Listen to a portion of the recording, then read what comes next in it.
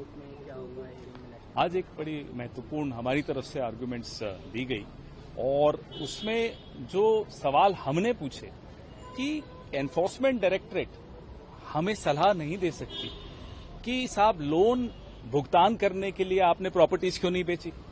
हम कोई महाजनी का धंधा तो नहीं कर रहे हैं।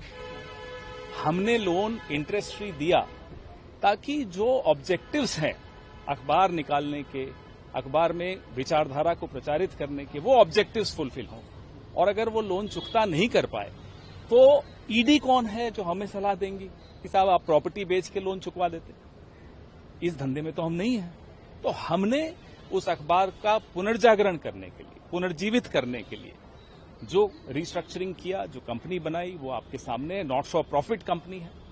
और हमने एक एप्लीकेशन भी मूव की कि वो तमाम कागजात जो ईडी ने विथहोल्ड किए हैं वो कागजात भी रिकॉर्ड पर लाए जाएं। उसमें जो ओरिजिनल कंप्लेंट है वो भी, मेमोरेंडम ऑफ एसोसिएशन जो एजेएल की वो भी जनवरी 2016 की, वो तमाम कागजात रिकॉर्ड पर लाए जाएं।